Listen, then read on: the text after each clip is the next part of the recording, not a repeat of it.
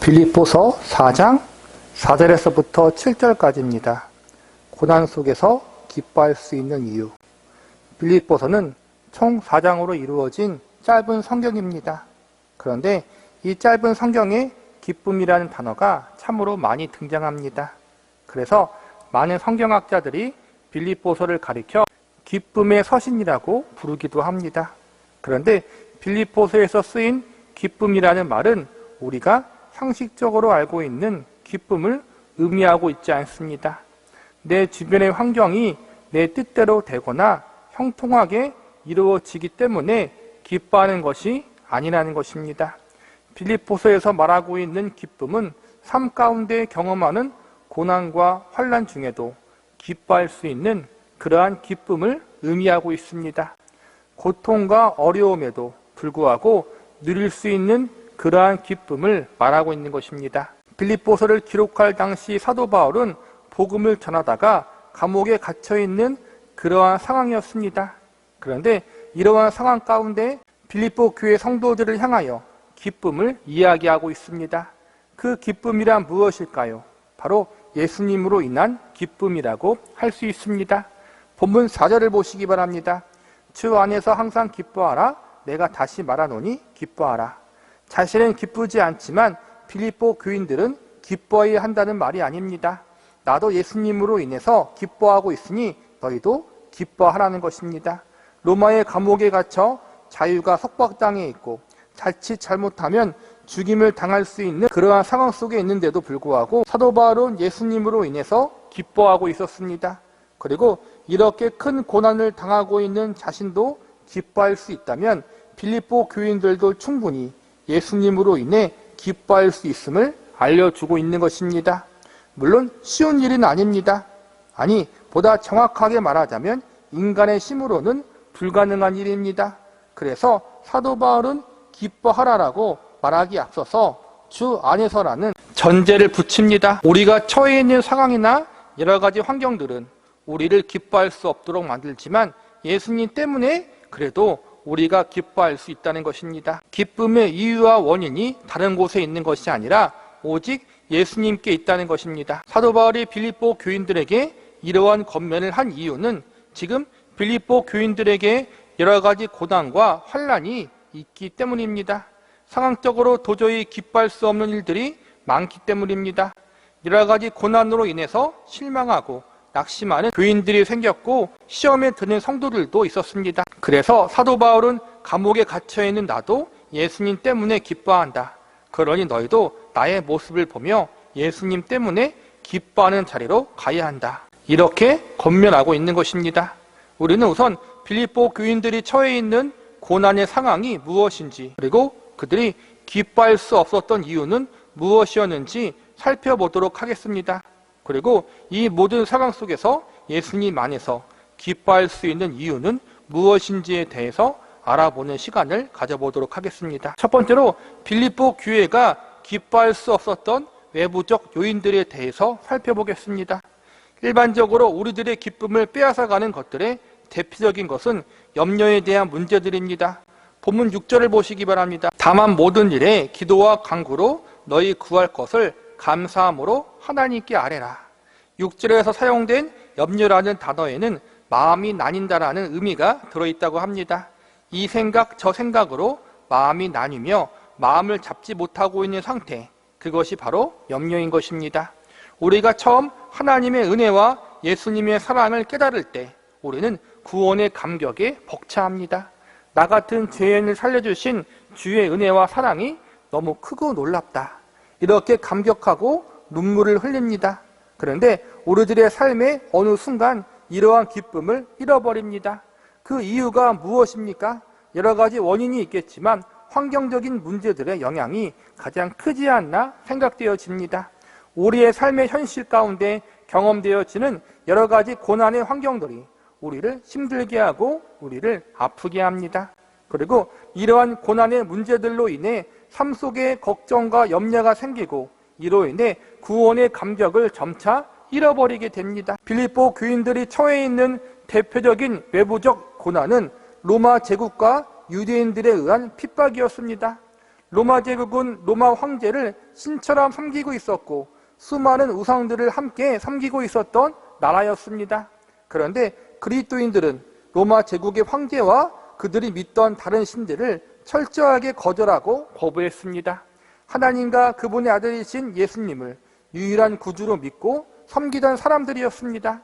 한 발 더 나아가 그리스도인들은 남자나 여자나 심지어 주인이나 종이나 모두 다 하나님 앞에 평등한 존재라고 가르쳤습니다. 로마 제국은 노예들의 노동력으로 유지되는 나라였습니다. 그런데 이러한 나라 안에서 주인과 종이 평등하다고 가르치는 것은 로마 제국으로서는 그리 반갑지 않은 가르침이었습니다. 이러한 가르침은 그 당시에는 받아들이기 매우 힘든 가르침이었습니다. 이러한 가르침이 로마 제국이 그리스도인들을 핍박하게 된 이유였습니다. 또한 유대인 편에서 예수님이 하나님의 아들이라고 여기는 기독교인들이 이단처럼 보였을 것입니다. 그래서 당시 초대교회는 로마 제국뿐만 아니라 유대인들의 핍박으로 큰 어려움을 당하고 있었습니다. 거기에다가 그리스도인들의 대부분은 가난한 사람들, 연약한 사람들이 많았습니다. 외부적으로 많은 고난과 핍박을 당하고 있는데 거기에다가 일상생활에 있어서도 늘 부족한 것이 많았습니다. 먹고 사는 문제를 늘 걱정하며 살아야 했던 사람들이 대부분이었습니다. 이러한 상황에서 예수님을 믿는다는 것은 성공과 번영과 삶의 형통함을 가져오기는커녕 더 큰 어려움을 가져오고 있었습니다. 가난하여 먹고 사는 것도 힘드는데 외부에서 적극적으로 핍박을 가하니 신앙생활을 하는 것 자체가 너무나도 힘이 들었던 것입니다. 그래서 많은 성도들이 이러한 부분 때문에 시험에 들기도 하고 교회를 떠나기도 했습니다. 오늘날도 동일한 일이 벌어집니다. 예수님을 믿고 교회를 잘 다니면 세상에서 성공하고 물질과 건강의 복도 받고 세상에서 모든 것이 다 형통하게 잘 될 줄 알았는데 막상 믿고 보니까 그것이 아닌 것을 깨닫게 됩니다. 남편의 사업이 잘 되고 직장에서 승진을 잘하며 자녀들이 모두 좋은 대학, 좋은 직장에 잘 들어갈 줄 알았는데 그 반대의 일이 벌어집니다. 남편의 사업이 잘 안 되고 직장에서 승진하지 못하고 자녀들이 대학과 취업에서 떨어집니다. 물질에 어려움이 생기기도 하고 건강에 어려움을 겪기도 합니다. 그래서 시험에 듭니다. 제가 지금 잘못 믿고 있는 것입니까? 이게 예수 믿은 결과입니까? 이렇게 하소연도 해봅니다. 오늘날 우리도 이러한 경험을 했고 빌립보 교회의 성도들도 이러한 경험을 하고 있었습니다. 이러한 외부적인 고난, 환경에서 오는 염려의 문제로 인해 빌립보 교인들은 기쁨을 잃어버리고 있었습니다. 이때 사도 바울이 내린 처방이 무엇입니까? 바로 기도와 간구입니다. 본문 6절을 보시기 바랍니다. 아무것도 염려하지 말고 다만 모든 일에 기도와 간구로 너희 구할 것을 감사함으로 하나님께 아뢰라. 기도와 간구란 나는 할 수 없으니 하나님의 도우심을 구하는 것입니다. 나는 나의 문제를 해결할 수 없습니다. 외부적인 환경을 주관할 수도 없고 그것을 이겨낼 수 있는 힘과 능력도 없습니다. 그러하오니 전능하신 하나님께서 도와주시고 역사해 달라고 구하는 것이 바로 기도이고 간구입니다. 그런데 여기서 보면 단순한 기도와 간구가 아니라 앞에 감사라는 전제가 붙습니다. 감사함으로 기도하고 간구하라는 것은 결국 여러 가지 고난의 환경과 상황들 속에서도 하나님이 결국에는 모든 것을 합력하여 선을 이루실 것을 믿으며 기도하고 간구하라는 것입니다. 비록 내가 원하는 환경, 내가 계획한 대로 상황이 이끌어져 가지는 않더라도 때로는 기대와는 달리 모든 것이 이루어지지 않더라도 결국 이 모든 것이 하나님의 위대한 주권과 섭리 가운데 들어있다는 것을 믿고 모든 것이 하나님 안에서 합력하여 선을 이룰 것을 믿는 믿음을 가지라는 것입니다. 성경은 참새 한 마리도 하나님의 허락 없이는 땅에 떨어지거나 팔릴 수 없다라고 말합니다. 참새보다 귀한 하나님의 백성과 자녀들에 대해서 하나님은 더욱 큰 사랑과 관심으로 그들의 삶을 주관하고 계시는 것이 당연하지 않겠습니까? 그러므로 성도들을 둘러싸고 있는 모든 환경은 하나님의 주권 아래서 허용된 것이고 고난의 환경조차도 결국에는 모든 것을 합력하여 성도들에게 유익해 되는 일로 바꾸게 하실 것입니다. 이것이 고난 중에 우리가 감사하고 기뻐할 수 있는 이유입니다. 이어지는 본문 9절을 보시기 바랍니다. 그리하면 모든 지각에 뛰어난 하나님의 평강이 그리스도 예수 안에서 너희 마음과 생각을 지키시리라. 당장 모든 일이 다 해결되지 않을 수 있습니다. 그러나 나의 운명이, 나의 인생이, 지금의 이 상황이 하나님의 전능하신 손 아래 붙잡혀 있다면 우리는 그 안에서 평강의 마음을 가질 수 있습니다. 안심할 수 있다는 것입니다. 내가 처한 최악의 상황 속에서 하나님이 그분의 백성을 위해 최선을 행하고 있다는 사실을 믿는 믿음이 있기에 마음과 생각이 무너지지 않고 버틸 수 있고 견딜 수 있고 인내할 수 있다는 것입니다.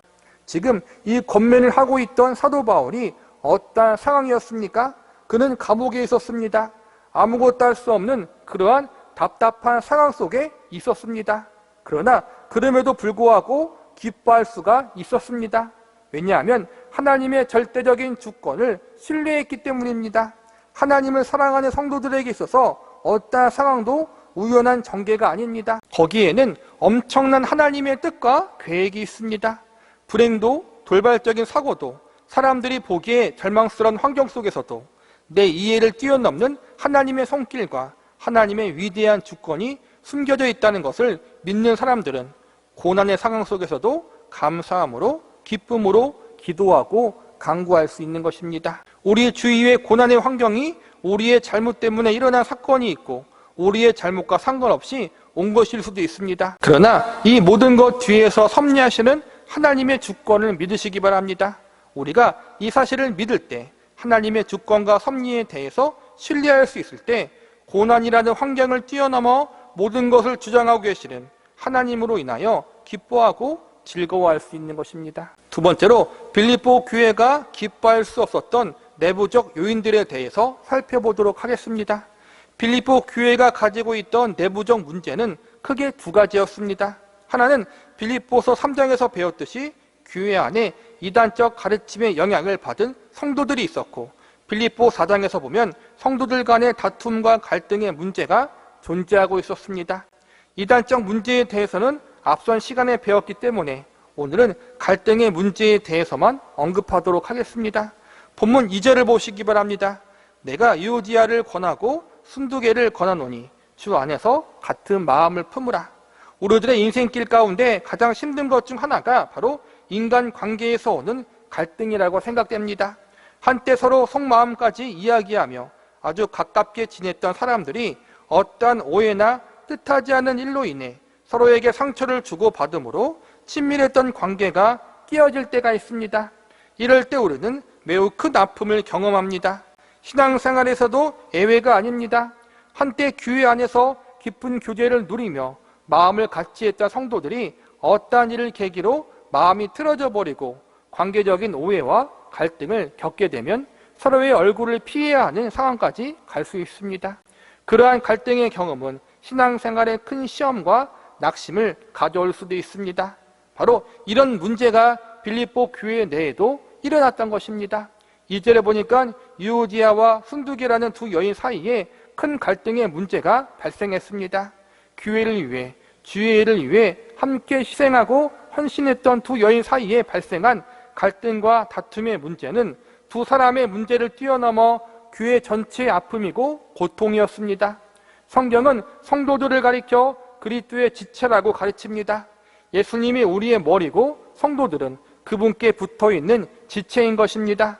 그런데 지체의 어느 한 부분이 건강하지 못하면, 아픔과 고통이 있으면 모든 지체가 고통을 받게 됩니다. 마찬가지로 성도들 간의 갈등과 다툼은 본인은 물론이거니와 다른 이들에게 불평과 고통을 안겨다 주게 됩니다. 교회는 운명의 공동체요 하나님 백성들의 모임입니다. 나만 잘한다고, 나만 건강하다고 다 되는 것이 아닙니다. 나는 열심히 잘하고 있지만 옆에 다른 누군가가 건강하지 못하다면, 갈등과 다툼의 문제를 가지고 있다면 다른 사람들도 함께 고통을 겪게 됩니다. 기쁨을 잃어버릴 수 있습니다. 그래서 우리는 늘 함께라는 공동체 의식을 가지고 있어야 합니다. 그리고 한 발 더 나아가 다른 이들의 허물과 연약함을 품어주고 덮어줄 수 있는 넉넉한 인품도 가지고 있어야 합니다. 그래서 사도 바울은 이러한 갈등을 위한 처방을 다음과 같이 내립니다. 본문 5절을 보시기 바랍니다. 너희 관용을 모든 사람에게 알게 하라. 주께서 가까우시니라. 기도와 간구함을 더해 우리는 관용할 줄 아는 사람들이 되어야 합니다. 관용이란 말은 다른 이의 잘못을 너그럽게 받아들이거나 용서한다는 의미를 가지고 있습니다. 지난 시간에 우리는 교회 안에서 동역자 의식을 가져야 한다고 배웠습니다. 우리는 남이 아닙니다. 우리는 예수님 안에서 한 몸으로 부름받은 사람들입니다. 하나님이 나만 부르지 않고 저 사람도 부르셨다. 예수님이 나만을 위해서 십자가를 지신 것이 아니라 저 성도를 위해서도 십자가를 지셨다. 나나 저 사람이나 우리 모두 예수님 안에서 함께 부르심을 받았고 예수님을 구주로 부르고 하나님을 아버지라 부른다. 이 사실을 우리는 잊지 말고 기억하고 있어야 합니다. 우리는 주 안에서 같은 마음을 품어야 하며 서로 예수 안에서 운명을 같이 하는 동역자라는 사실을 늘 기억해야 합니다. 관용을 알게 하라. 이 말씀은 결국 예수님 안에서 서로를 용납하고 품으라는 말입니다. 서로 용납하고 품을 때 기쁨이 있습니다. 남을 품으라. 나와 상관없는 옆집 사람을 품으라는 것이 아닙니다. 나와 함께 주의를 감당하는 동역자를 품으라는 것입니다. 영원한 천국의 기업을 물려받은 영적인 형제 자매를 품으라는 것입니다.